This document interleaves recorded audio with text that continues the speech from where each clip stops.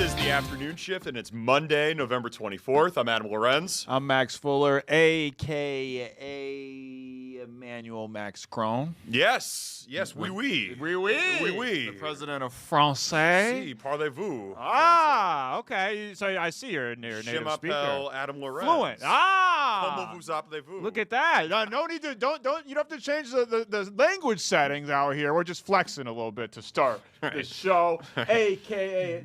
Nick Frola Tesla. Okay, sure, yes. Nikola Tesla. Nikola Tesla. Nikola Okay. Tesla invented many a thing. Not the Tesla car, though. Not the Tesla car. He did Okay. not invent that. Neither did Elon Musk. But that's neither here nor there. He did invent many a things. He also, some of his things he didn't invent, but he laid the groundwork. He laid the groundwork for radio broadcasting. Oh, yeah. Interesting. A very, very interesting guy. He's a fascinating historical figure, if you ever want to look him up. A.K.a. the Black Bruce Springsteen. I have no other reason for putting that besides that Born in the USA is stuck in my head right now. I don't know anything about Bruce Springsteen. Yeah, famous New Jerseyan, one of the most famous New Jerseyan. Born in the USA, not really a patriotic song if you really look at the lyrics, but it does get played in 4th of July, and I get it. all the time. But not really a patriotic song. No. I'm not much of a Bruce Springsteen guy, but a lot of my friends back in New York that are from New Jersey, they're huge Springsteen guys. The people I've come to learn that the people that are, well, they would die for him. Yes. Like they would join an army for him. Like they are that's their guy. Yes. I feel like nobody's really like halfway on Bruce Springsteen. Right. You're either in or you're out. Right. I don't know that much about him. I feel like I've given him a couple chances and it's just like it never really hits. But sometimes you have to give things chances later on in life. That's know? right. I didn't like the Beatles at first. We've gone into this. There's certain artists I didn't like. Rick Ross, for example, a rapper. I didn't like him the first 3-4 times I listened to him, but I gave him another chance. You got to keep giving people chances. And certain people like Bruce Springsteen that have this lasting kind of power with people, you go, well, what is it that I'm missing? So you keep coming back. You know, maybe not like some one-hit wonder. If you don't like it, you don't like it. But somebody like Bruce Springsteen is like, I'll give him a couple chances. Maybe I should see that new movie that came out. I think pound for pound, New Jersey can claim to be maybe have the most musicians of any state that's come out. You think so? Bruce Springsteen, Frank Sinatra, Whitney Houston, John Bon Jovi, Luther Vandross. Those are, those you think 5 New Jersey names, has more than like California, Texas? You could put those 5 names up with any other Illinois? state. Frank Sinatra, Louisiana. I'm just saying those 5 names. Those 5 names. Those are huge. Those are big names. Whitney Houston. Whitney Houston's huge. One of the great Luther Vandross and Whitney Houston, maybe the 2 greatest voices of all time. Yeah. Certainly up there.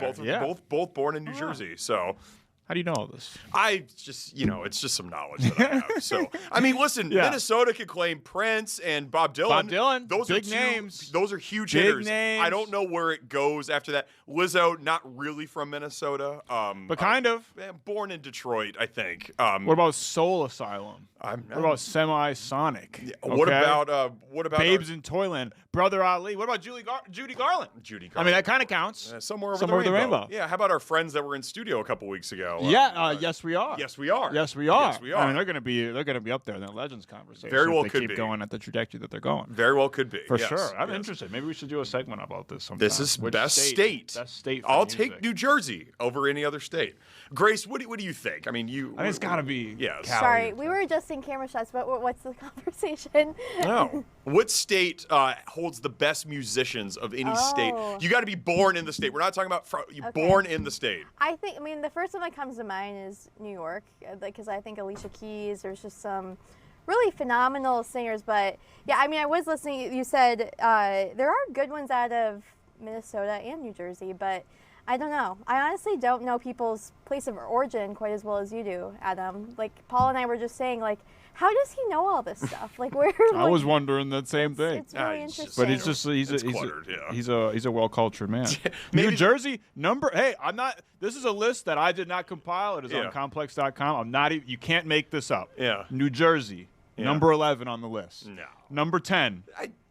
Minnesota. What? I'm not joking. I'm literally not joking.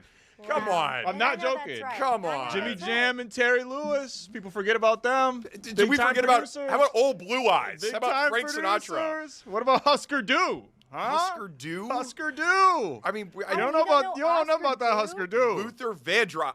These are named Bruce Springsteen. Number 1 is New York. Number 2 is California. Number 3 is Louisiana. Sleeper. Yeah.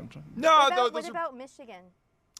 Michigan probably, you go top Motown 15, and Madonna's from Michigan. For sure. Madonna's born in Michigan, so they definitely punch. But I'll take the Jersey guys and gals over any other state. I'll run with that. Maybe that is a good segment. Maybe it is. Yes, we do have a bunch of great segments today, and we're going to be super positive about the Minnesota Vikings, who did not score a touchdown yesterday at Lambeau Field. I don't want to talk about them. But can you talk about it? Set that segment out. I abstained. I wasn't super locked into the game yesterday, but I saw enough. Taking a vow of silence. Sorry, Vikings fans. We'll get into a little bit, but we are going to look brighter days on the horizon. A much more positive story: free bikes for kids in Minnesota. This is a big giveaway. It's happening actually right now. And the founder of Free Bikes for Kids is going to be joining us in studio, so that'll be great. To my knowledge, they've given away thousands, if not millions, of bikes on their mission to put bikes in kids' hands, because it's important to get kids outside, and that gives them a little bit of freedom and all types of stuff. So I'm excited to talk about it. Absolutely. We're excited for that. The Minnesota Orchestra. You ever been to the Minnesota Orchestra before? I have not, but I would love to. I'm a fan of the orchestra, sure. We're going to get a private concert today. Ooh. And in addition to that, we're going to hear about how they're trying to appeal to a younger demographic. Interesting. Do we count as younger demographic? I mean, because I would imagine the orchestra crowd is, kind of a little up there. You're 31. I'm going to say probably, Yeah.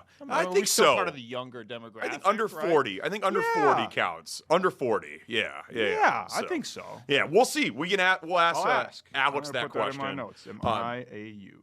Yes. That's all in the 3 o'clock hour. In the 4 o'clock hour, we'll talk about the best men's Minnesota team right now, Minnesota United. True. They are in the Western Conference semifinals of the MLS playoffs. They're in San Diego, beautiful San Diego tonight. Yeah.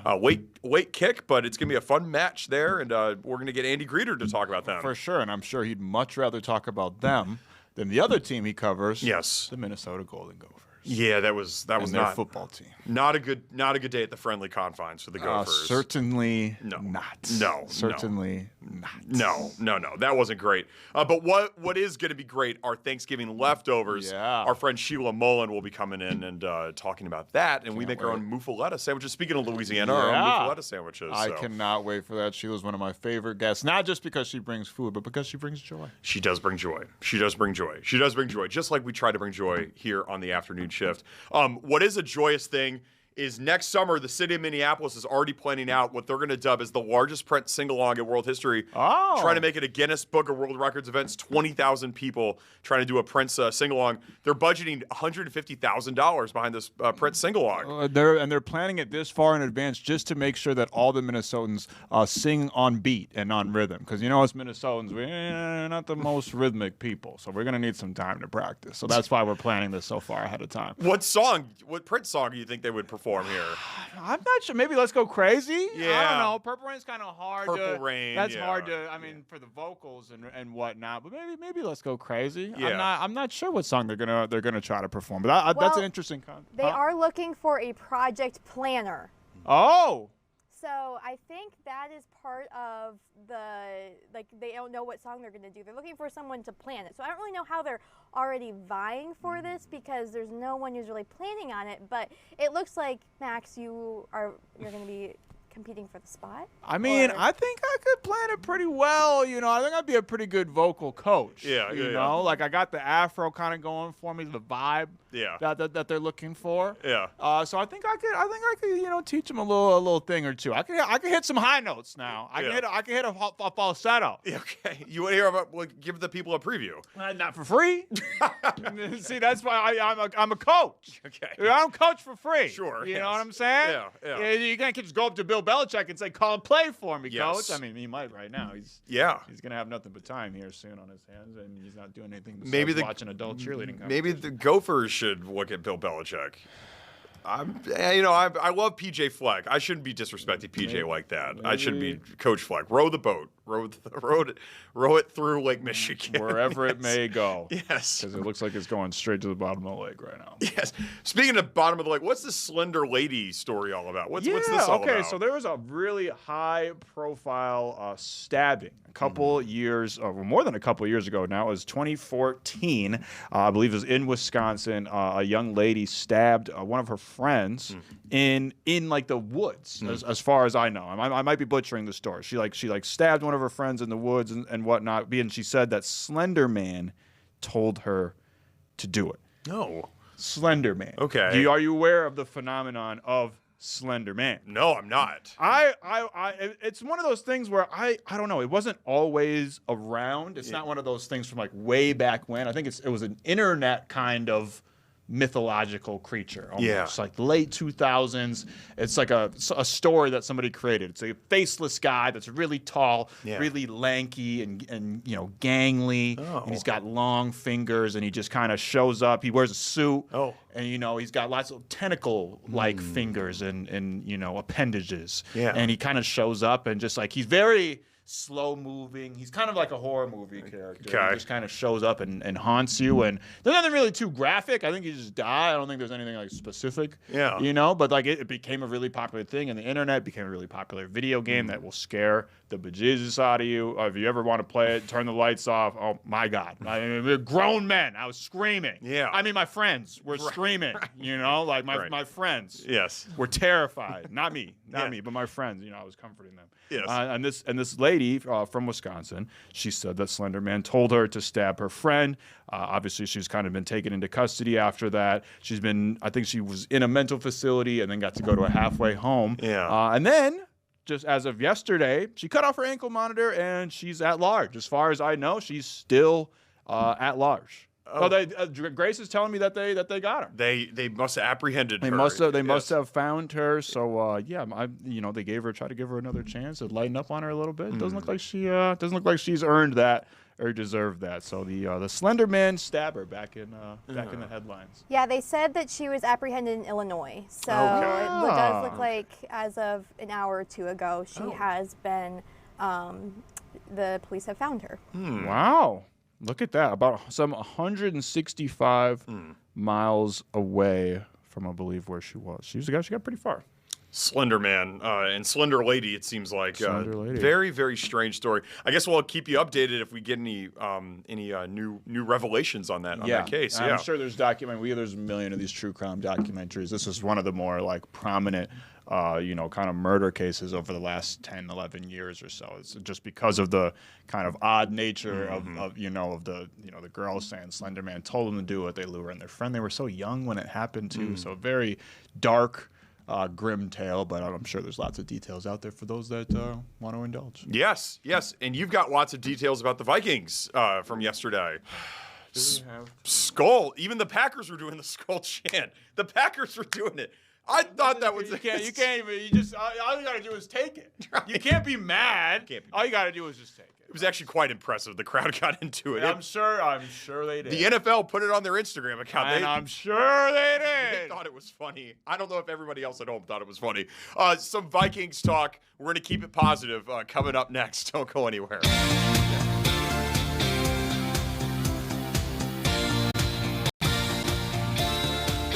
Welcome back to the afternoon shift. It was a tough day for the Gophers at the friendly confines of Wrigley Field and a tough day for the Vikings in the frozen tundra of Lambeau Field. Packers 23, Vikings 6, third straight loss. J.J. McCarthy, 87 passing yards, 2 interceptions, sacked 5 times. A lot of meat on this bone. Where do you want to start with JJ here? Do we have to?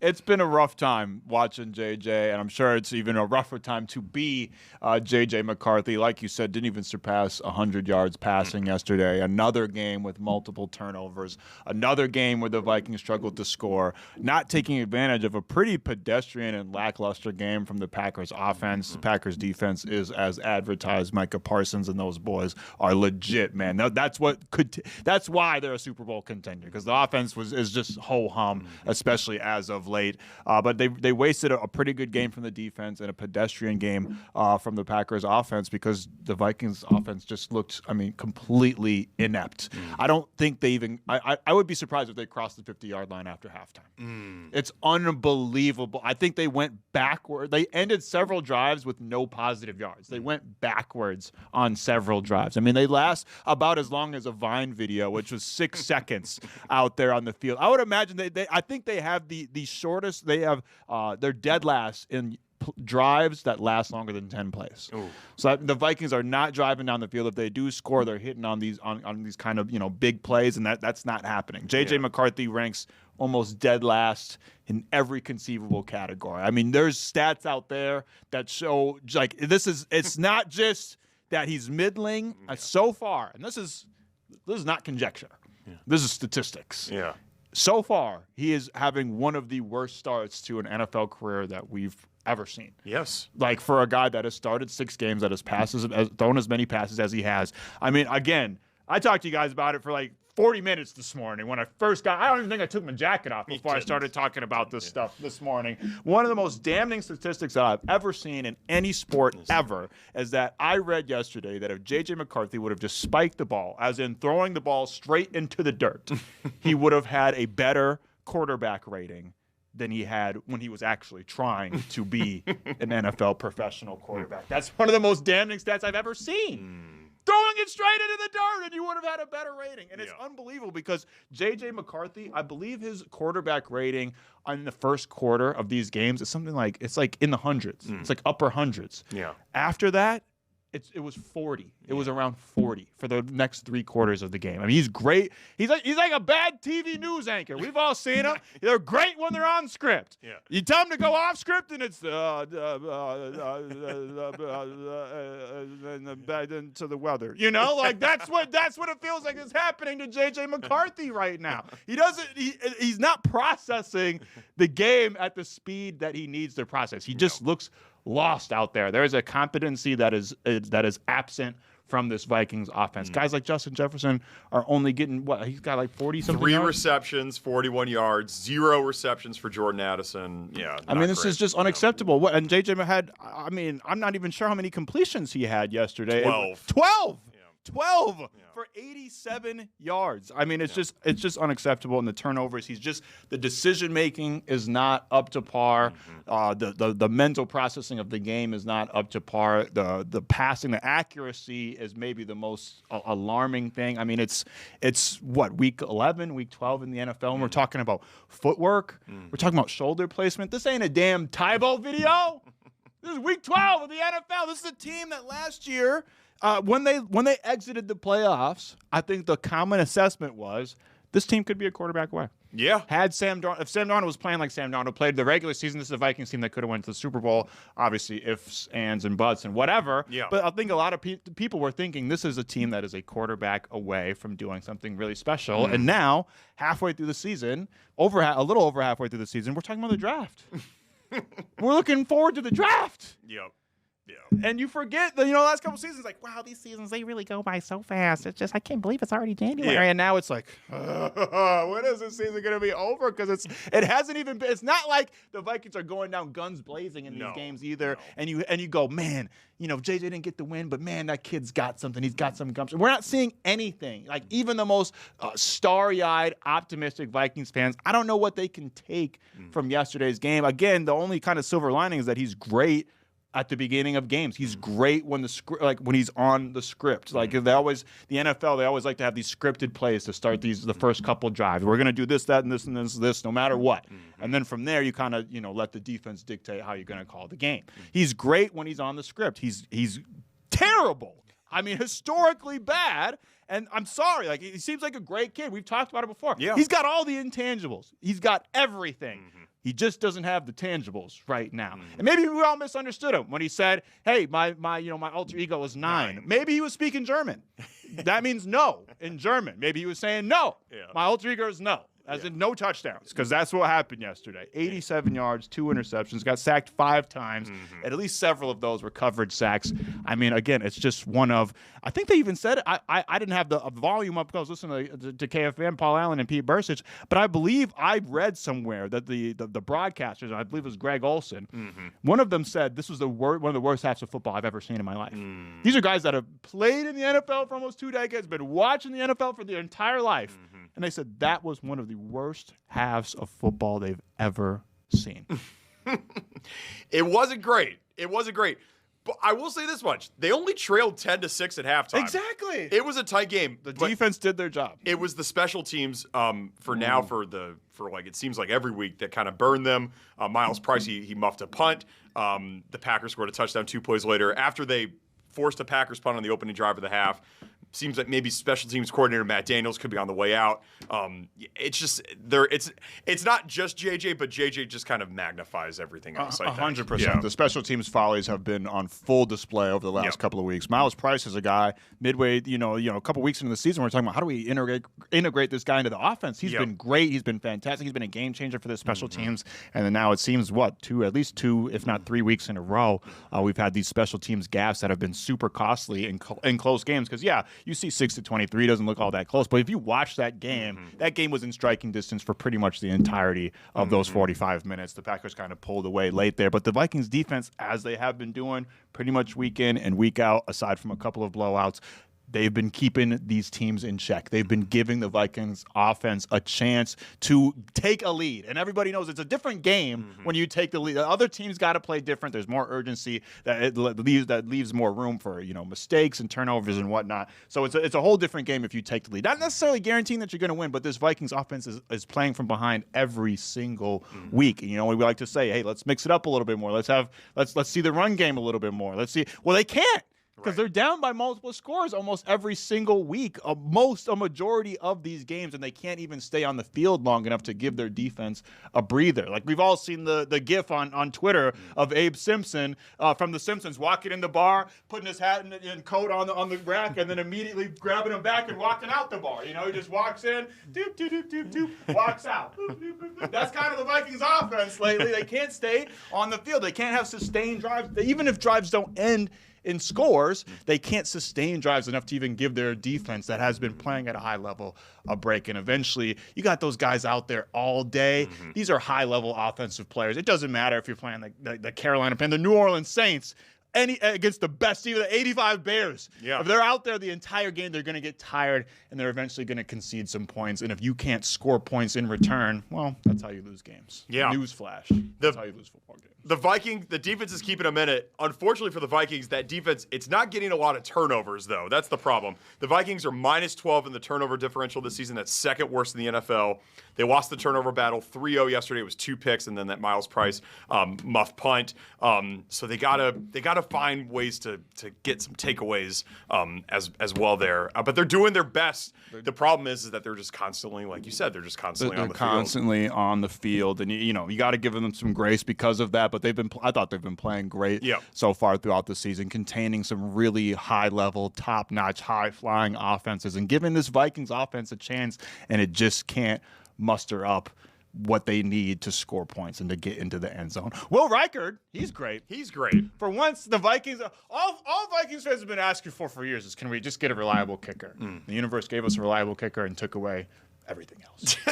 You talk about these high-profile offenses that they're going to be going up against. It's not going to get easier. They got to go at Seattle next week. Seattle puts up a ton of points, and obviously Sam Darnold is going to have a little bit of extra sort of motivation into that game. So they have one of the best wide receivers in the NFL, Jackson Smith in Jigba. Yes, if he keeps putting up these crazy numbers, has a chance to break 2,000 yards on the season. He's already at this point in the season broken the Seahawks single season record for receiving yards. This is a guy.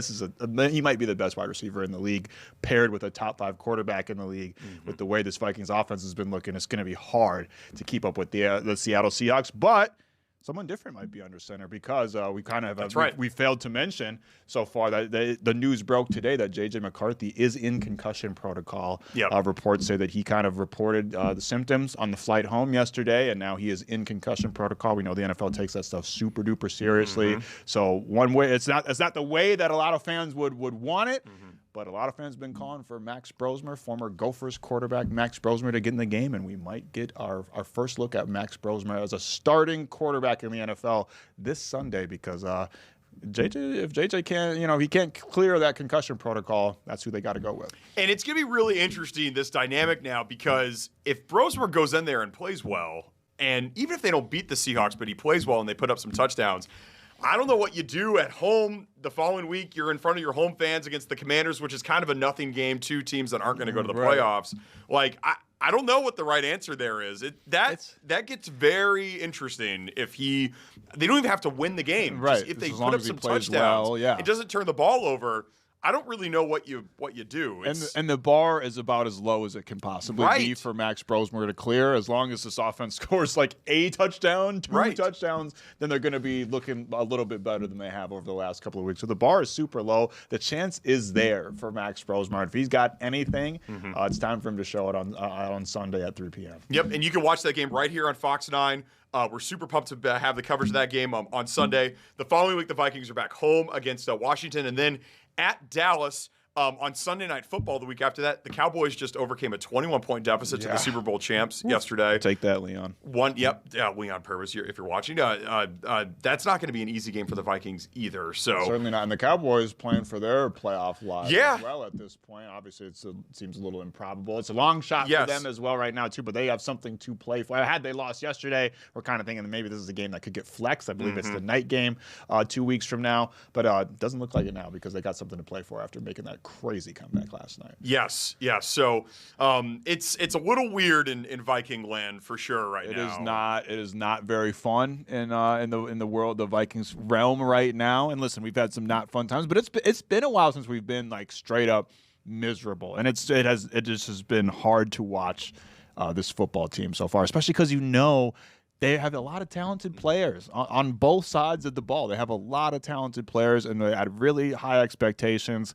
and it's just been a disappointment of the season thus far. And now, again, like I said, we're in week 12, week 11, we're talking about the freaking draft. I know. It sucks. One of those talented players, Justin Jefferson, I said 3 catches, 41 yards yesterday. Only 2 games this season with 100 receiving yards plus, both in Europe with Carson Wentz, of course, as the starting quarterback. And he expressed some frustration, basically saying that the same thing is happening every week and nothing is changing on the podium, which you got to think that that's sort of veiled towards the quarterback play there. For sure. Justin Jefferson's a true professional. He's been one of the most adamant supporters of J.J. McCarthy, even throughout his struggles. And we're lucky to have a guy like Justin Jefferson. 95% of the wide receivers in this league, especially that play at the level of Justin Jefferson, would be demanding a trade, throwing fits, sending out vague tweets and whatnot. Justin Jefferson's a consummate professional, but we are starting to see some frustration from that we're not used to seeing from Justin Jefferson, and it's totally justified. If you want to make it's the same in a totally different way, like A.J. Brown with the Eagles. We're hearing about him almost every single week. We're lucky we're not having to deal with that situation with Justin Jefferson, but both of them are stemming from the same place. They want to make a difference. They want to be a part of these games. They want to be on the win. On Justin Jefferson, last year was coming off a team that lost 2 games, right? A super successful season that was making an impact, making a difference in these games. And now it's not only that they're lackluster and they're coming up short in these games. I mean, he's not really even getting a chance to make his mark on these games. So I totally understand his frustration. But again, we're lucky to have a guy that's so cool, calm, collected, and has just been amiable and amenable and super supportive of JJ, because that's what he needs. Because it seems like it's not just physical timing and whatnot with JJ. There does seem to be a psychological element right now, and it's I'm sure you gotta, as a human, you gotta feel a little bit rattled. He knows as well as anybody how bad he's been playing lately, so there's got to be a psychological element. So you need leaders in the locker room to step up and still be supportive even in those bad times, and Justin Jefferson is doing that. But he's got some much warranted frustrations as well. No doubt. We'll have plenty of Vikings coverage this week leading up to that game in Seattle this weekend. We're going to be talking about free bikes for kids coming up next. We have the owner and founder of it, joining us. This is a great initiative. It's happening right now. Listen, I think a bike seems like a pretty innocent thing, but it seems like it can really change the trajectory of a kid's life if they get one. Absolutely. I know a lot of before kids get cars and whatnot, the bike is kind of your first form of freedom, your first taste of freedom as a youth, and so it's important to get them in their hands. So I'm excited to talk to him about his initiative that he's got going on. That's right. Free bikes for kids coming up right after this.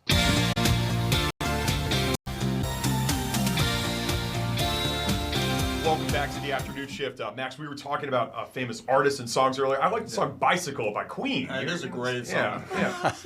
Yeah. So I'm not going to keep going. It's a good ode to bicycles. Today's a big bike day in Minneapolis. Free Bikes for Kids, Minnesota. They're giving away thousands of bikes today at Hiawatha Elementary School in Minneapolis. The founder of Free Bikes for Kids is Terry Esau, and he joins us now. What's up, Terry? Great to be here, guys. Yeah, thanks. Are you cyclists? I'm not a cyclist. I'm a huge cyclist. Yeah. Are you? Big time. What kind of bike do you have? I just got like a Schwinn. Yeah, I just got my friend actually. Is that a fancy bike? No, it's not Lance super Armstrong fancy. rides that. I don't think Lance Armstrong rides that. Definitely not. My friend worked at a recycling plant where it's like stuff that you recycle that's too big to put in the recycling bin. And they're not supposed to take stuff, but he set a bike aside for me. And this was like almost 10 years ago. I've kept her nice and pretty ever since. Yeah, absolutely. I don't have a license, so that's my primary mode of transportation. Well, you have a sickness when your bike costs more than your car. Does your bike cost more than your car? Yeah, but that might say something about my car. But yeah, my bike is stupupid. I love it. It's way faster than me. Yeah. What is your first memories of cycling? Like, how did it become such an important thing for you? You know, I had a paper out when I was a kid because you got paid to ride your bike, and then my brother and I would put on bike shows, and we'd build ramps, and we'd collect neighborhood kids and have them lie down, and we'd see how many we could jump over. Yeah. We usually made it. Yeah. And then when I was 16, my buddy and I rode our bikes to the West Coast and back. Oh, wow. From here? From here, yeah. Oh, that's incredible. So, I wanted to do something like that. What was that like? It was awesome. The best summer ever. It's like we would just go and we ended up in Yellowstone or in Tetons or somewhere, and we would just hang out for a week, and then we'd get on our bikes and continue on. And yeah, it was great. So cool. And then I started a bike club when I was older, and I started bike racing. I have a metal plate in my shoulder here. Oh, my gosh. I have many crashes on the bike, but yeah. And then one day I got a call from somebody and said, hey, and this was the beginning of December.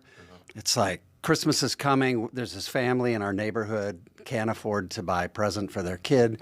Do you think you could, you have all these cycling buddies. Would one of them have a bike we could give this kid? So I said, well, let me check. I started calling around. It's like everybody had a bike. We still had our kids' little bikes in the garage. So that first year in 2008, I came on one of the TV stations, said, hey, donate your bikes to me and my cycling buddies. We're going to fix them up and give them to kids. And we gave away 250. Next year, we said, that's fun. Let's do it again next year. And it was 700. The next year was 1,500. Wow. And that's when I said, maybe we should form a nonprofit. I'll go find a corporate sponsor. We did. And that year we gave away 5,000 bikes. Wow. And now we've given away over 200,000 bicycles nationally. Here in Minneapolis with Free Bikes for Kids in Minnesota, we've given away almost 100,000 bikes. Incredible. Yeah. Free Bikes for Kids. Can you tell us more about the premise of the organization? How can kids go get a bike? Well, you can't apply directly to get a bike from us, but our bikes come from the general public. So we get, we just put the word out, and people go in their garages and clean them out, and they donate bikes, and we usually get 4,000 to 7,000 or 8,000 donated right here in the Twin Cities every year. Wow. And then we partner with schools, community and faith-based organizations that work with low-income families, and then we vet them, and then they choose the kids who receive the bikes. So what's cool this year is, you're probably seeing some of these pictures. Typically, the kids all come to our warehouse to get the bikes, but this year, so Apple Auto, Chris and Kelly, who own Apple Auto, they gave us this truck. So now we're transporting bikes to schools, and that's what we're doing today. Right now, as we're talking, they are giving bikes to kids at a school. So it's pretty cool. Awesome. That is pretty damn cool. Why is it important for kids to have these bikes?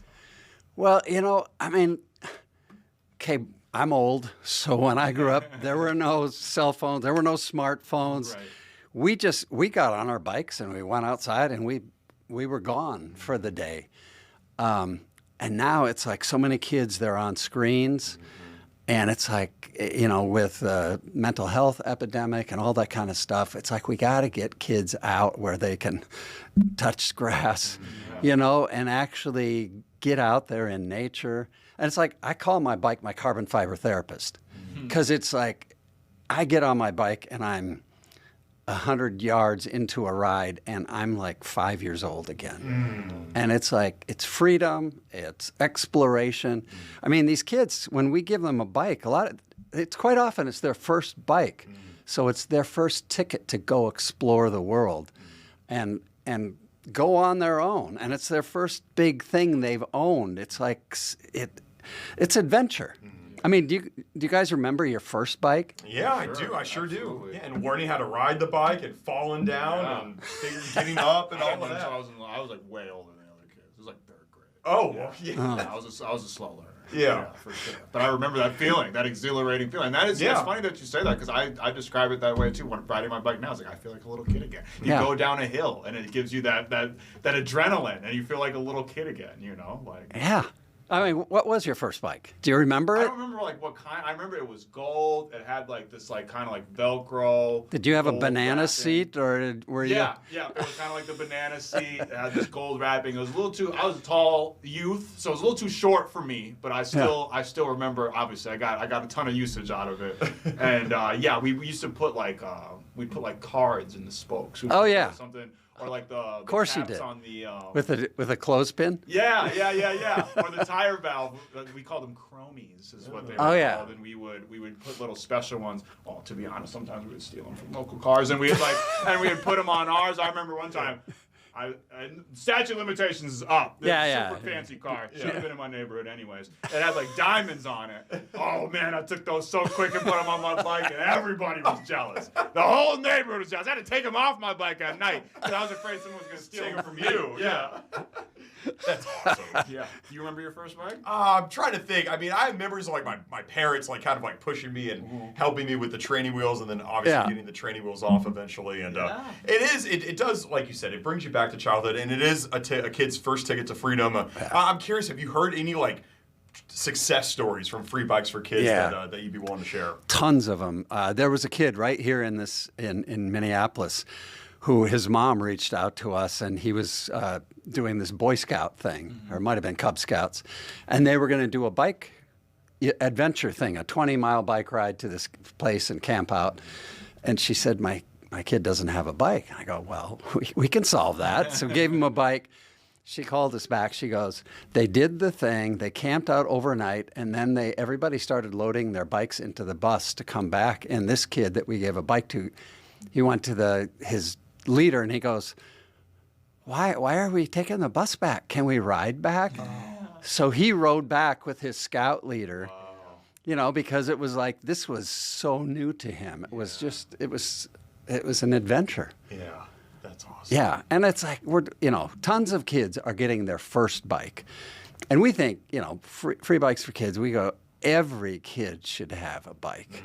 Every kid deserves a bike, and you need a bike. I mean, you guys know. Yeah.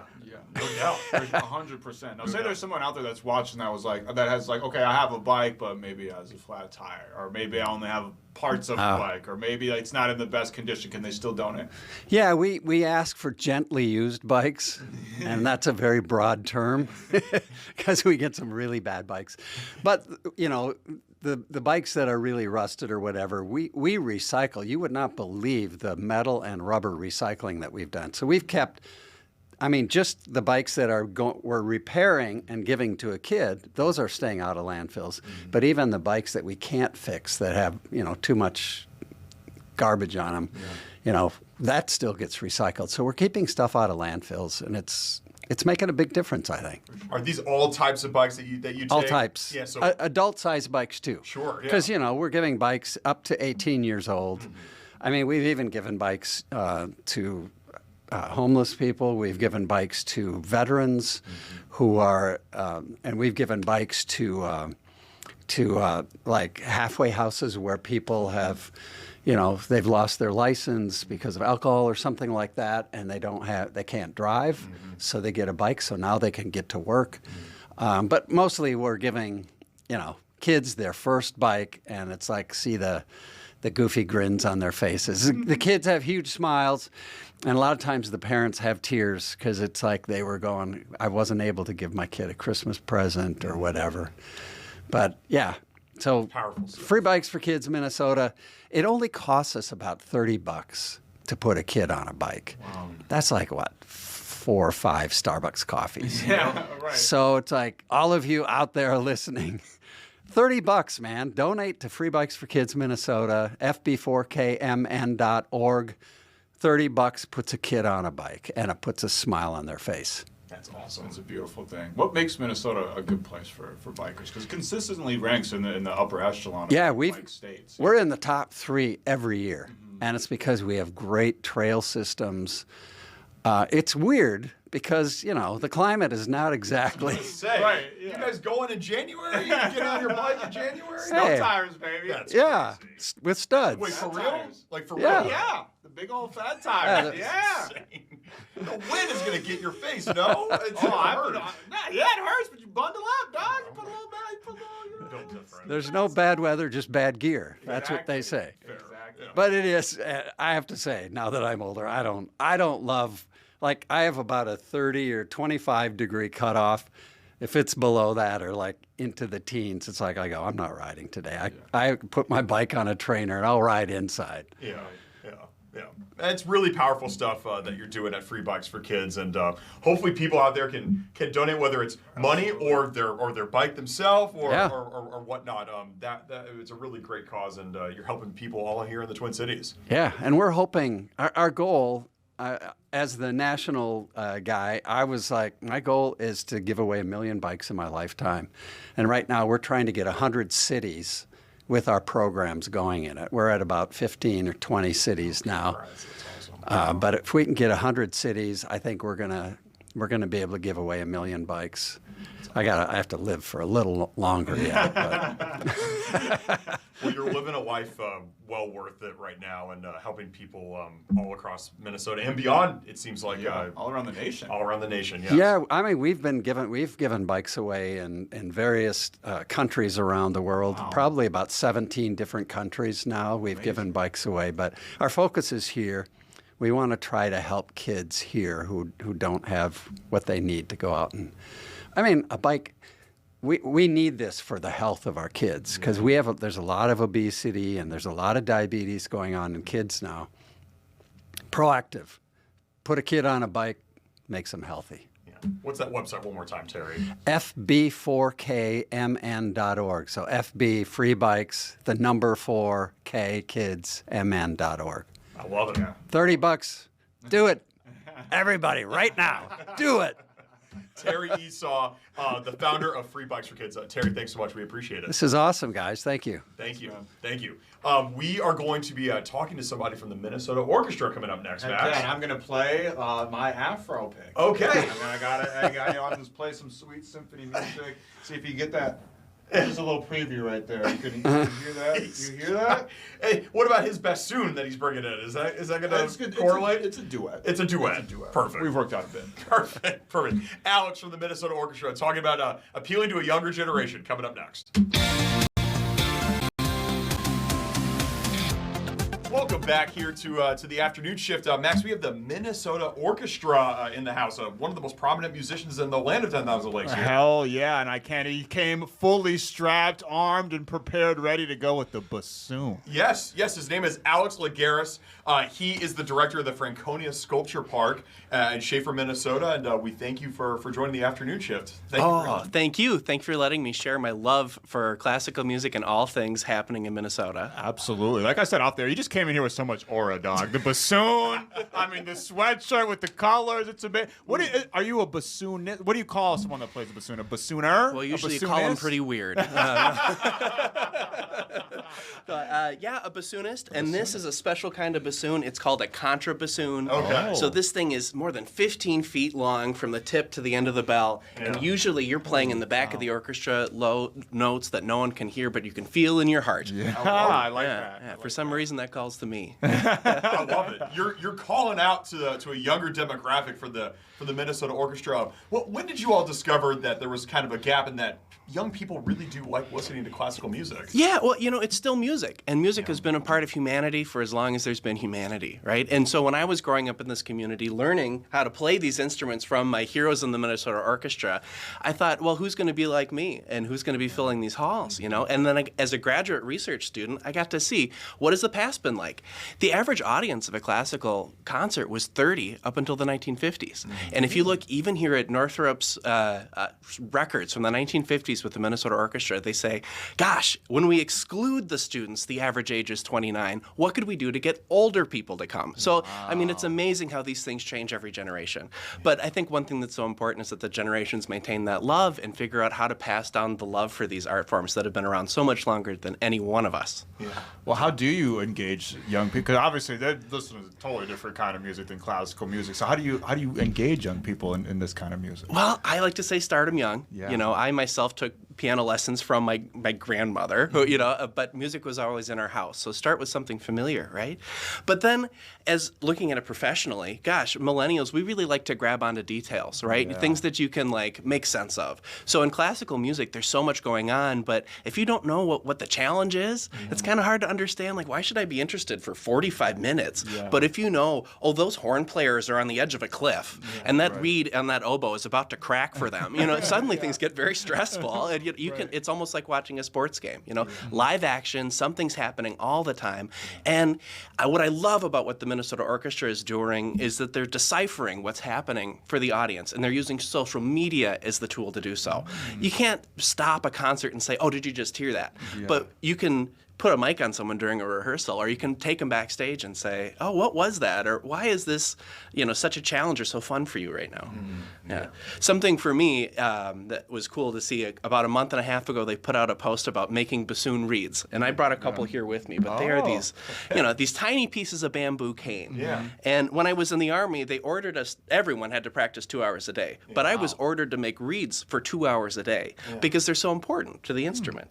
And they put out a video of the principal bassoonist and how he makes reeds and how he spends all his life making reeds. And, I was like, oh, that really resonates with me because I had to do that too. And I got to share that story in a comment. Well, now there's 600 people who have liked that comment, and so what they've done is created sort of community for me to say, this is really cool, and also allow people to understand something deeper about the experience. Yeah. You said you're in the Army. Tell us about the Army band experience. Yeah. Well, there's a job for everything in the Army, right? For me, as a young musician, I come from a family of artists, and when I was trying to give myself a future in music, I had to decide, how am I going to do that? Because we could never afford a bassoon. These things are ridiculously expensive. And the week I had to give my college instrument back, there was an opening at the band here in they used to call it the 451st Army Band here at Fort Snelling. But they said you could have a brand new instrument if you enlisted, or if that's not good enough for you, there's this one, it's a little bit old, but a few years ago it was appraised for $110,000, totally top of the line instrument, right? Yeah. So I said, sign me up. 6 days later I was in the Army, and I think I'm still the recruit in the Minneapolis battalion history here. I mean, it was just like a dream job meant to be, a way for me to keep playing. But through that experience, I had to go to basic training, just like everyone else. Yeah. Learned how to fire a rifle. Gosh, how weird is it? But the band people all do really well on the M16 qualifying. And the drill sergeants are like, it's an instrument to you. You're breathing with it. Yeah. You're using your technique. And I'm like, whatever it takes. Yeah. I signed up, right? Yeah. But yeah, and then brought me into experiences where I'm playing for troops as they get off the plane after serving 11 months in Afghanistan and see their families for the first time, or playing for veterans in hospice care facilities, just one room at a time. time, music that they love, and give them some peace. You might be the first person in history whose passion and love for the bassoon led them to enlisting in the U.S. military. That's beautiful. That's a beautiful thing. You're willing to chase that dream regardless. I love it so much. It's awesome. Now, not only does orchestra kind of have this reputation, relatively recent considering what that history lesson you dropped on us at the beginning of the interview, it has this reputation of kind of being stuffy, kind of being for the upper echelon of society, the higher level of economics, right? Couple that with a bad economy, people, lots of people getting laid off, lots of people not doing so hot, living paycheck to paycheck. So I would imagine that that's a talking point for the orchestra a lot right now, is price point for these tickets, right? Yeah. Oh, price is so important. Our time is so precious. I think about that with the millennial generation specifically. We're working so hard with every minute we have. Yeah. So when it comes to a Friday or Saturday night, a couch or a concert, right. Some of us choose concert, which is cool, but especially with classical music, what's going to get me in that seat? Yeah. There is no magic bullet, right? Because we would have seen that change. One of the weirdest things I saw is that the average age of the classical music audience has gotten 10 years older every 10 years for the last 30 years. Mm-hmm. So what I think some nice avenues to changing that, making it relatable. We can see in the next month here with the orchestra, there's so many ways of going to the orchestra and seeing something that you might know from the holidays or might know from being with your family. Yeah. It's a really great first step. But other things, too, there's different times you can see stuff. Make a whole evening out of it. The orchestra's made that very easy to do, making tickets more affordable for our generation, but also thinking about where else can you go when you're downtown to have some fun. And, the arts make a big economic impact. I know this super well as the director of Franconia Sculpture Park. Our little rural nonprofit serves 180,000 people, and we've done studies with Americans for the Arts where we're making more than $5 million in economic activity for that region just because of the visitors from that. So if the orchestra can do well, Minneapolis does well. I think the other thing too is we call it nonprofits. There's always been people philanthropically interested in supporting this and making it possible for everyone to do so. What a fantastic opportunity to make a meaningful gift and to make art accessible for people whose lives are consumed just fighting to eat and sleep and breathe, Right. And I would imagine that kind of I feel like just when I'm looking at events that are happening in Minneapolis, I feel like I'm seeing different kinds of events coming to the orchestra now. It's not just back when I was a kid, it's just Chopin and Brahms and Schubert and stuff like that. But now I'm seeing the music of The Legend of Zelda brought to life, or they're doing more stuff with movies and stuff like that. I would imagine that's part of the effort to engage a different kind of audience too, right? Totally. And they didn't get those ideas themselves. Yeah. 10 years ago, I was trying to tell them, get some people our age in there doing this work. Because, we look across for taste. We don't look up, Yeah. So one of those things that we already relate to. And I'm really happy to see young people getting new roles and rising to leadership in these circles too. Because that's how you do it best. Yeah. It's awesome. Alex Laguerres, the director of the Franconia Sculpture Park in Schaefer, Minnesota.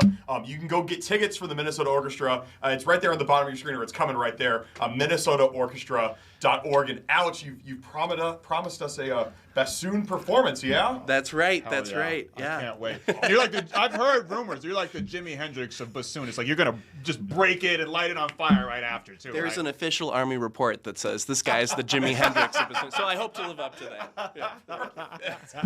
Alex playing the bassoon. It's coming up next. Don't go anywhere.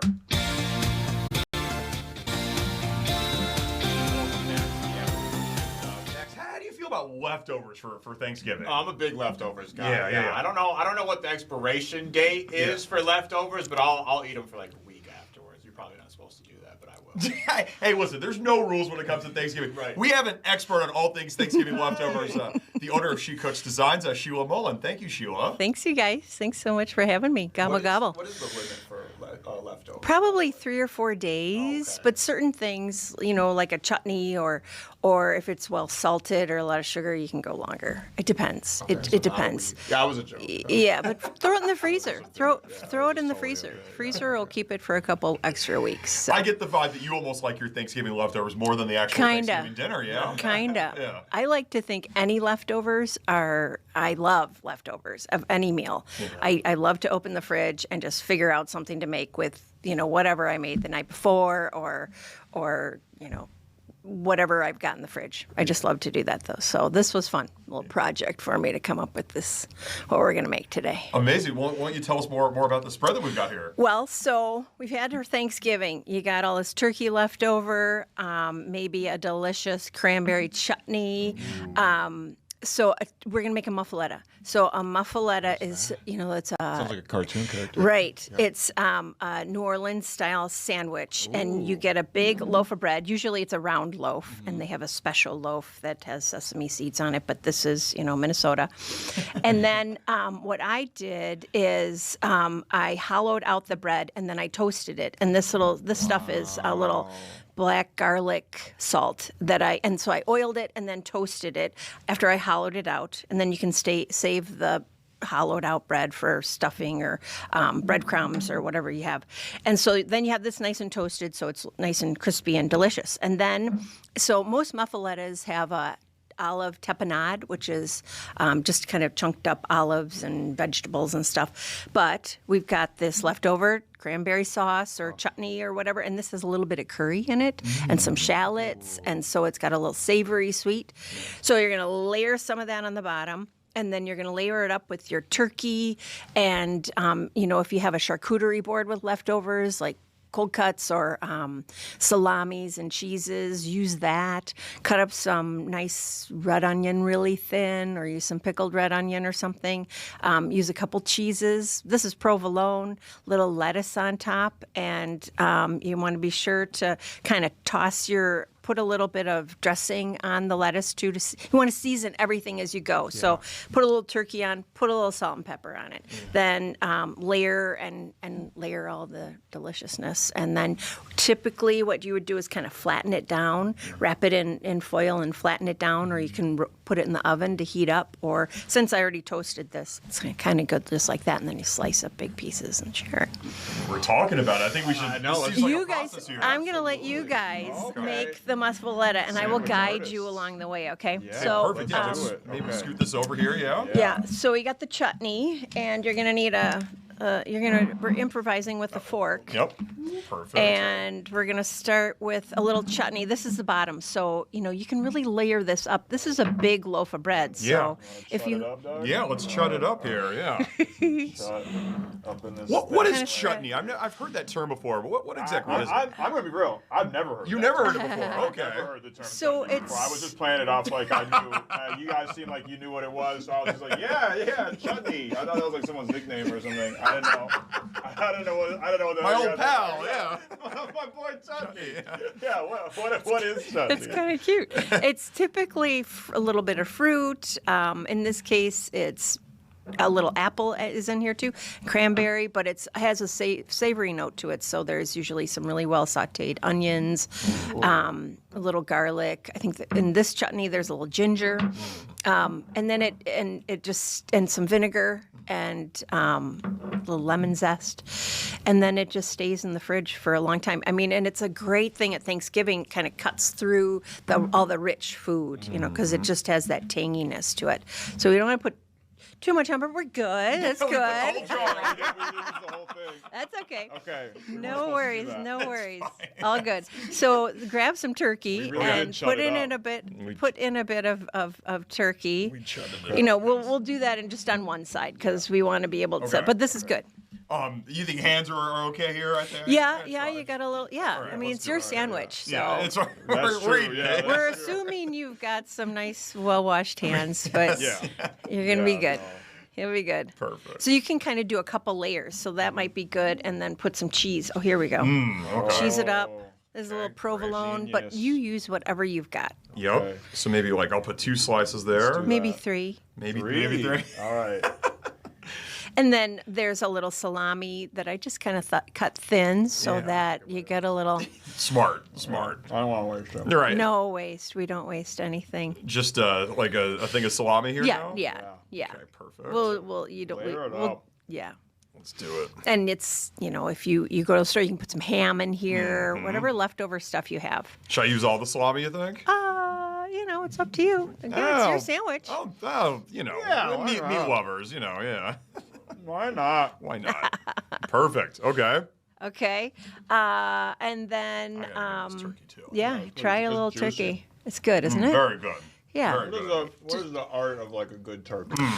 I dry brine my turkeys always. So the day before, at least 24 hours before, brine it with some salt. And I keep it really simple. I don't add a lot of herbs or anything, just salt, so that it has, and then you put it in the fridge uncovered for about 24 hours before you roast it the next day. And it really gets the flavor in, it keeps it moist, and then I just roast it. And I use like an old roasting pan that you plug in, and then my oven's free. I just have one of those, I think it was my mom's, and it really works well. And just put it out on the back porch and plug it in, and it still smells up the kitchen nice too. Yeah. We've learned that Minnesota turkey, it's one of the best states for it. What do you do with the carcass of the turkey? What do you do with the rest of it? So here's the lovely thing about using either a really deep roasting pan or an electric roaster is once the turkey's carved and it's all been eaten before, kind of when everybody else is cleaning up, I make a little chicken stock or turkey stock. And so I'll put some carrots and onions and celery and peppercorns and garlic and, maybe any of the leftover juices or gravy in the pan, and then put enough water in to cover. And then you bring it up to a boil, and I kind of let it simmer all night long. In that roasting pan, and then you've got the best turkey stock ever. And then from there, you make soups or, sauces and whatever. I mean, it's just, and freeze it, if you don't have a big chili like we made last time. You can do a lot of things with it. So many things with it. Yeah. You missed out on that chili. I saw the clip. I saw the clip. I was very jealous. of that chili. Did you hear this time? I'm here this time. Enjoy the sandwich together. I'm here. Yeah. So we're back to this muffuletta here. Yeah. Keep on. So maybe another layer of turkey. Another layer. Yeah. Okay. Great. And then we can probably put some more cheese on, and then do you want some onions too? Here? Yeah. Oh yeah. Let's get that on You there. got it. You don't have to use all those for sure. They're pretty nice and thin though, but they just get a nice flavor. A little pop it out. Yeah. Yeah. Beautiful. It's okay. That's I don't know if okay. I'm going to go to lunch today. This is I don't think you'll need to. Yeah. I Big don't old think you'll thick need sandwich. to. dinner. Yeah. This is it. Cheese. Okay. Load it up. Another layer. Sure, a couple pieces. Oh yeah. Great. Okay. And then. How about a little? Oh, let's do a little S&P. So, yeah. You want to do the S? I'll do the P. Okay. Salt and pepper. Yeah. So just deal it up. Yep. Okay.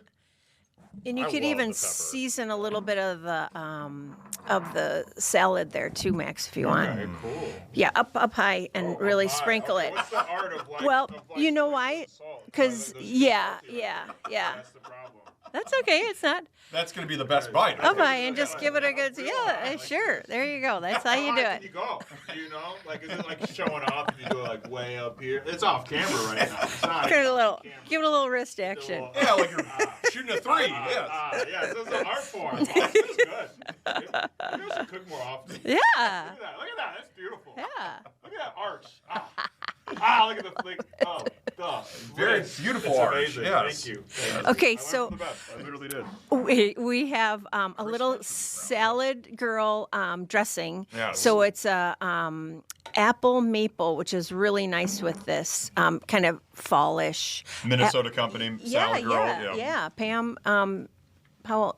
Crisp apple maple. So yeah, give it a really good shake though, Okay. because it's kind of homemade stuff. So you gotta distribute it, and you can kind of even toss it a little bit with the lettuce, and then put the lettuce. Oh, so put it on the Sure. salad. Okay. All right. Sure. So we're seasoning our salad too. Okay. You know. Max, you want to? Okay, that's probably good. That's Yeah. good. And then. Give it a little tossy toss. Just use your hands. I'll just use the Food tastes better when you use your hands. I'm a firm believer. Yeah, like lubed up. Yeah. And then you can put that on here. Sweet. On that side? Nope, Or this side? I'd put it there just so it's easier to. Great. Is this a high up situation? As well? If it's fun for you, do it. It looks. I mean, look at all the different colors. You got the reds. You got the whites. I you know, got it's the beautiful. yeah, It's the beautiful. greens. It's very, holiday oriented. Yeah. Yes. Totally. Yes. Okay, now I'm going to take over from here. Okay. So enough here, of my no, work. you're good. I'm going to put a little more lettuce on, only because when you slice into it, to it, you kind of want to see all those beautiful layers. That dressing smells unbelievable. It is so good. She has so many different kinds of dressing. Yeah. Okay, so she has vegan. She has all that stuff. Maybe a couple more onions too, because it's so delicious. Okay, so from here you give it a good. I mean, you really get it kind of smushed down, and ideally you'd leave this for maybe an hour, hour and a half, so you can do this ahead of time before you slice into it. Yeah, right. There we go. Right. So, but okay, well, and you could, and if you didn't toast, you could wrap it in foil and put it in the oven for maybe 15 minutes, 350. And that'll melt the cheese if you want. But typically, it's just served like this. So get yourself a good serrated bread knife, and then kind of hold it together. My hands are kind of full of dressing. And that's Max's half in the arm joke. That's way too big. That's way too big. There you go. Look at that. Look at that. Look at that, folks. Look at that. How's that? You don't even want to eat that. That's big. No, you just want to. You want to put it in a museum. I know. Isn't that delicious? That's okay. awesome. All right. Are you guys? Like Flintstone sandwiches. Yeah. Like kind of. Scooby-Doo. Like these are the like when Scooby and Shaggy would like make the sandwiches. They were gigantic. It literally looks like that. Yes. Scooby Dooby Doo. All right. I'm going to. Force here. Yeah. I mean, this would feed probably. 2 hungry guys or 8. I don't know. Definitely. That is a thick right sandwich. there. Yeah. Okay. That's a beefy boy. Picking up the turkey. Yeah. Oh, good. Here, I'm going to. I'm just like pecking at it. All right, Max, Amazing. hand All down right. your plate. All right. Yep. Swap Perfect. right there. Perfect. Oh yeah. Yeah, that one. Oh man. Oh, All right. Here we go. Oh my gosh, the moment of All right. So you'll kind of, this is kind of one of those. It's going to tear up the roof of your mouth, but but it's worth it. sometimes things like that are worth it, don't you think? How thick this Beauty is pain. I know. Cheers. This is so thick. Yes. Cheers. Yes. dog, yeah. Yes. Here we go. Sensational. It's good, isn't it? sensational. I had so to many double. layers of flavoring. Yeah. I had to do a little test with a tiny piece of bread last night, just with everything, make sure it was. Oh my god. Because I thought chutney instead of tapenade. Okay, well, we're just gonna do it. I'm glad we used all the chutney. Me too. It really stands out. Yes, it does. Isn't yes, that it does. that's Yes. a yummy It's the one? star of the Yes, show. it is think the so, star of too. the show. Chutney is Yeah. the star of the show. Oh my god. This is Unbelievable. So aside, most of the audience right now cannot enjoy this sandwich with us, but they will have leftovers, other leftovers. Yeah. Like, what are other things that we could make besides the muffuletta? With like the standard kind of Thanksgiving fare. Right. I mean, that's why I don't want to put everything in the sandwich because we already had that Thanksgiving meal. I don't want to put the stuffing and the potatoes in. In my house, we never have any leftover potatoes, so that's never an issue. But if you did. You could make, what's fun is Irish box tea. So you could grate some fresh potato and then make like a pancake out of it. Or just make a potato pancake with a little egg and flour and add some cheese. That's good. And you can do the same thing with leftover stuffing. You could do, with stuffing, it's kind of fun. You could make a bread pudding. I mean, stuffing can be like a bread pudding, but if you add some cheese and meat, you could put some extra turkey in there and sort of make like a little mini hot dish. I mean, you could really do that. Or casserole, if you're not from here. Is that a slight at me? No, it's kind of a slight at me. Dish. This is beyond excellent, though, folks. This is so good. See, even Max and I were able to put this one together. You just have to have the ingredients. We're not pros. And it can be any ingredients. If you don't have, a tapenade or, just chop up some olives or, use some mayonnaise. Yeah. I mean, it's kind of the bread that makes it a muffuletta. You hollow it out, you get rid of a lot of that bready stuff, and then just layer it in and smash it down. And Amazing. yeah. I have a question. Maybe it's a dumb question. For people that are like in the food world, cooking all this stuff up or anything, what is Black Friday like? Is there anything? There's no Black Friday deals on food, right? Or like stuff related to food? there is a Small Business Saturday. I know, or is it Small Business Saturday? Yep. So go to your local farmers market and stuff, maybe you'd find, there's a lot of indoor markets. Maybe you'd find some deals there. There's sales everywhere, but. Well, and speaking of Small Business Saturday, She Cooks Design, you've got some classes coming up here, I do, right? yeah. I have a charcuterie class that I'm doing with my friend Carrie. She's from Forage to Fromage. We're going to use a lot of local cheeses, and you're going to make your own cheese board. Charcuterie board. You're not going to make the board. You're going to make the food that goes on them, and then you get to take that home. Yes. Have a little wine, and that's going to be fun. That's coming up on a Saturday afternoon, December 6th or 10th, whatever that Saturday is. I've got an Irish Christmas class, but I have two, and they're both sold out. Sorry. Oh, dang. What do you do in that class? So why is it so popular? Well, this one is I make a really delicious ham. But it's not a cured ham, so I go to a butcher and I get an uncured ham. It's huge, and they cut it in half for me, so I have one for each class. And then I roast it myself in the oven. I'm not really a ham person, so it's hard to call it ham because it doesn't taste like ham. It tastes like heaven. It's just so delicious. And then I'll make, trying to do some traditional fun things, Irish things like sausage rolls and more potatoes. And do you ever need like a TA, for any of these classes? I do. I'm always. Exactly. I say on my website, I'm always looking for volunteers. I don't pay you, but I feed you, and you get recipes, and you get to go to sign up. They're fun. Yeah, it's fun. You are our resident chef here in the afternoon shift. I'm so honored. I'm so honored. We appreciate you coming in and making these muffullettas with us. It's a ball. They were phenomenal. Thanks. Seriously, phenomenal. If people want to learn me. more, get inside your genius cooking brain. Where can they learn more? SheCooksDesign.com. I have my web classes listed. I'm working on first quarter Q1 for next year. I've got a few up. Sourdough. I do a lot of sourdough classes. That's in right now. It's having a moment. I know it has been for a while. Swift, or is it just like, or is it just was having a moment before this? It started she hopped kind on of the wave. Right. Yeah. I kind of think so. Yeah. I started before COVID, but I've got some fun sourdough stories, but it's not going away. Because it's kind of a good for you bread. If you're going to eat bread, this would be delicious with the homemade loaf of sourdough. But I'm sorry, I didn't have any. It takes a little while to make, but it's kind of hands off. So that's. Yeah. Sourdough Stories would be a good name for like a Sourdough podcast. Stories with Sheila. There we go. There we go. All right, I'll think of that. I'm going to remember that. Sheila, we appreciate your time. Thank you so much. Thanks so much for having me, you guys. It's you. always fun. Yes. Happy Thanksgiving or Merry everything. Happy holidays. Happy everything. Yeah. Easter. We might just reuse this just infinitely St. every Patrick's day. Day, Yeah, right. I'll see you then. Black History Month. Yeah, everything. Yeah.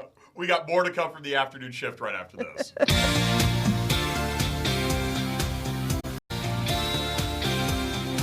Welcome back here to the afternoon shift. One of the cooler stories we did, not just today, but really I would say this whole month of November, is the free bikes for kids. Absolutely. It's a brilliant initiative that's bringing bikes to kids all around the country, thousands and thousands of bikes. Actually, we learned all around the world. That's right, 17 countries. There's a giveaway right here in Minneapolis today. That's right. It's happening at Hiawatha Elementary School.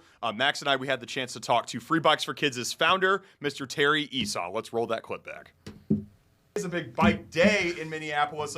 Free Bikes for Kids Minnesota. They're giving away thousands of bikes today at Hiawatha Elementary School in Minneapolis. The founder of Free Bikes for Kids is Terry Esau, and he joins us now. What's up, Terry? Great to be here, guys. Yeah, thanks. Are you cyclists? I'm not a cyclist. I'm a huge cyclist. Yeah. Are you? Big time. What kind of bike do you have? I just got like a Schwinn. Yeah, I just got my friend actually. Is that a fancy bike? No, it's not Lance super Armstrong fancy. rides that. I don't think Lance Armstrong rides that. Definitely not. My friend worked at a recycling plant where it's like stuff that you recycle that's too big to put in the recycling bin. And they're not supposed to take stuff, but he set a bike aside for me. And this was like almost 10 years ago. I've kept her nice and pretty ever since. Yeah, absolutely. I don't have a license, so that's my primary mode of transportation. Well, you have a sickness when your bike costs more than your car. Does your bike cost more than your car? Yeah, but that might say something about my car.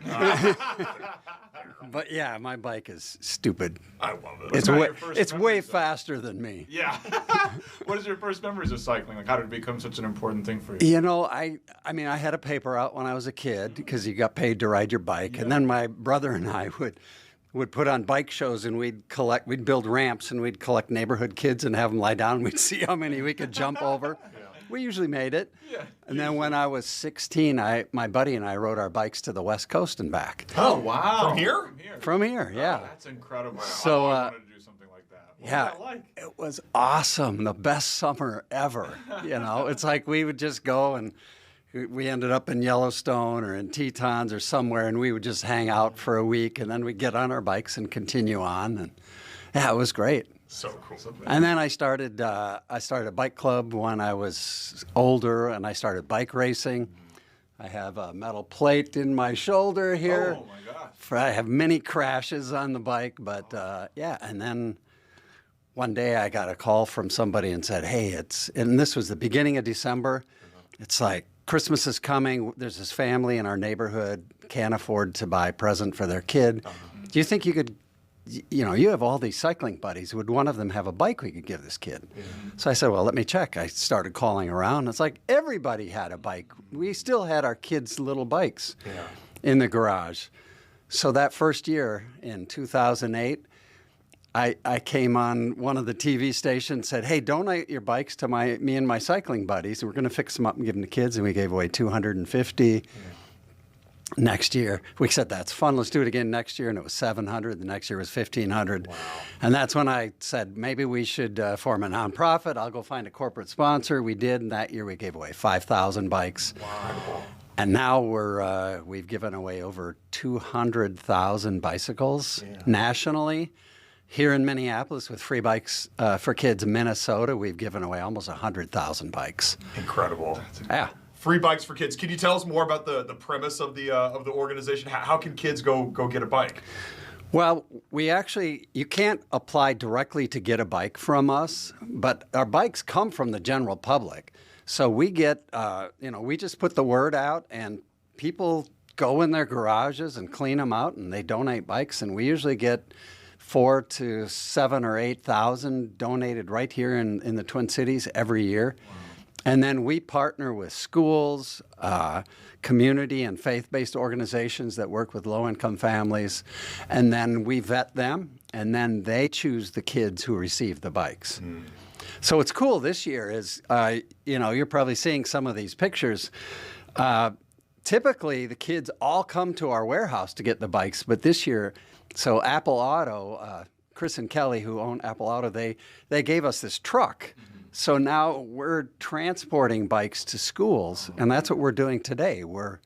Right now, as we're talking, they are giving bikes to kids at a school. So it's pretty cool. Awesome. That is pretty damn cool. Why is it important for kids to have these bikes? Well,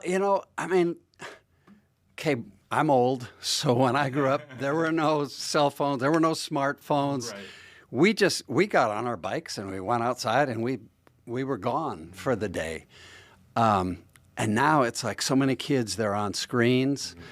And it's like, with the mental health epidemic and all that kind of stuff, it's like we got to get kids out where they can touch grass, and actually get out there in nature. And it's like, I call my bike my carbon fiber therapist, because it's like I get on my bike and I'm 100 yards into a ride and I'm like 5 years old again. And it's like, it's freedom, it's exploration. I mean, these kids, when we give them a bike, it's quite often it's their first bike. So it's their first ticket to go explore the world and go on their own. And it's their first big thing they've owned. It's like, it's adventure.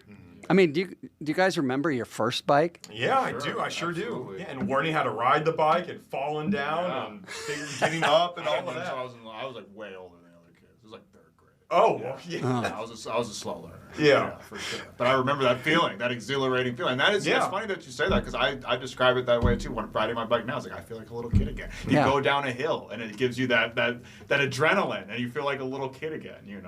Yeah.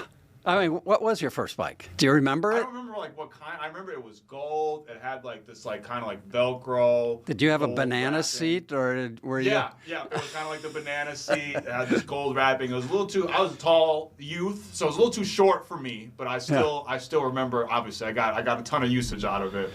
And we used to put like we put like cards in the spokes. Oh yeah. Something. Or like the of course caps you did. On the, with a clothespin. Yeah. Or the tire valve. We called them chromies, is what they were called. And we would put little special ones. Well, to be honest, sometimes we would steal them from local cars, and we would put them on ours. I remember one time. Statute of limitations is up. This super fancy car. Should have been in my neighborhood anyways. It had like diamonds on it. Oh man, I took those so quick and put them on my bike, and everybody was jealous. The whole neighborhood was jealous. I had to take them off my bike at night because I was afraid someone was going to steal them from you. Yeah. That's awesome. Yeah. Do you remember your first bike?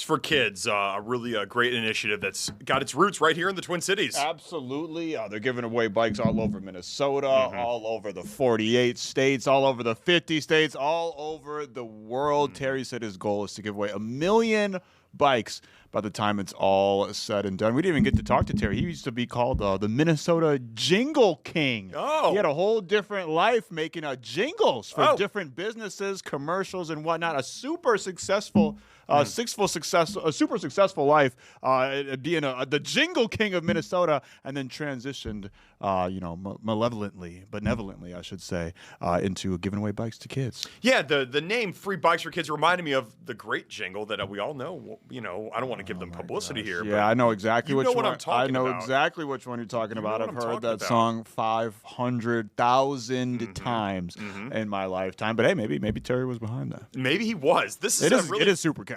Very fascinating development. We'll have to get him back on the show. Yeah, for sure. He was great, man. And riding good to get out there and ride your bike. I don't know. Some people, it's been a while since you hopped on the bike, but that's why they have that saying. You know, it's like riding a bike. You can just hop back on anytime. Yeah. You know, it's not like a TV show where you're like, what happened? I don't know what's going on. Or you can just hop on your bike anytime. It still works. You still know how to do it, and it does really just transport Wait a you back minute. to What childhood. jingle are you talking about? Paul and I can't figure it out.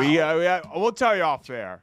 We'll tell you. We'll tell you. Most people at home know what I'm talking about. They know exactly. Yes. They know exact. It is simultaneously probably the most catchy, and to some, it's not my opinion, but to some, the most annoying jingle of all time. I mean, of course, it has nothing on the what is the Rusco? What's the Minnesota Rusco. Yeah. Grace loves that one. Yeah, well, Grace, what was that again? Let's go to performance, Grace, real quick. She was singing. She was singing it, but she was singing it, but she's like not for free. No free content. No free singing content. Yes. Out here, but yeah, it's a beautiful initiative. I'm glad we got to talk to Terry about it, and hopefully there's a bunch of kids going home today in Minnesota on their brand new bike. No doubt. And hopefully you'll join us so as we wrap up today's edition of the afternoon shift right after this commercial break. Don't go away. Wrapping up this Manic Monday episode of the afternoon show. Yes, sir. We've covered it all from bassoons to bikes. Bassoons to bikes, yes. From McCarthy to the Minnesota Orchestra. Yes. And from loons to leftovers. We got it all covered here on the afternoon show. Yes. That might be one of my most comprehensive ones yet. I don't think I left a single thing out. No, you nailed it. And we got it. We literally got it all. We got it all. We did a little bit of everything today. A little bit of the arts, a little bit of sports. Some food in the mix. Again, we tricked him again. We tricked him again into giving us free food. Tricked him again. We haven't done it in a while. I think we're getting food again tomorrow. Is that true? I think. Yes, your favorite restaurant in the whole Twin City. They're coming by tomorrow. That's right. Cassetta's. You at home know Cassetta's. I love Cassetta's, the best pizza in Minnesota, pound for pound, if you ask me. And of course, it's not just all they do. They got pasta. They got all types of pastries. They got everything at Cassetta's. Listen, I'm not doing an ad for them or anything, but we're going to have them here tomorrow in studio. And I think we're talking about holiday foods, right? Yes. They got a new wave of holiday foods that they're bringing out, and they're holding a big media event. I think the media event was held last week, but they're going to be bringing in some of those delicacies for us to sample. I cannot wait to try that. I know all of you at home are jealous. I'm sorry. You can come visit. Maybe we could have a live studio audience. You guys can come visit. Yeah, we've had live studio audiences sure. before. We have like 1 or 2 people in here. This is a fundraising idea. We could have somebody just watch us live for a whole episode. For sure. Or maybe somebody will pay us to not come in. Whatever. However we can raise some money, we could raise some money. We should work that out. What about raising Instagram followers? We didn't promote the Instagram today. We haven't promoted the Instagram at all. Yeah. And I know Paul said he was gonna. There is some Max content coming. I've been requesting more Max content. What about the 300 followers? Is that coming? I don't know if that's coming. Let me see right now. We're at 258. Your prediction last week, end of the week, a little off. A little off. We're at 258. I don't know if it's organized by. I don't think it's organized by like anything. I'm trying to look who is the most recent follower, but it says Aya. She's one of our, producers around here. Oh, Aya. Aya. Yes, Why did I say Aya? I'm assuming that she's followed us before. So maybe that was the courtesy unfollow and refollow. Maybe it was just to get exactly because we're not even offering anything. We have a 100th follower. We're saying a shout out or a video, a personalized video from Paul, which I don't know what that means, but a personalized video from Paul. Whatever. So whatever. 300th person. Maybe we'll holler at you. Have you on the show. Yeah, that would be great. And we will be back tomorrow. We will be back tomorrow. Same. I'm sorry. That lady on Instagram DM'd us and told me to stop doing this on the table. I do this too much. And she said it bothers her, and I'm sorry. I just get really excited. I get excited about the Instagram, and I get excited to be back tomorrow, same time, same place. In the meantime, I'm Max Fuller. I'm Adam-llorens. And the 5 o'clock news starts right now.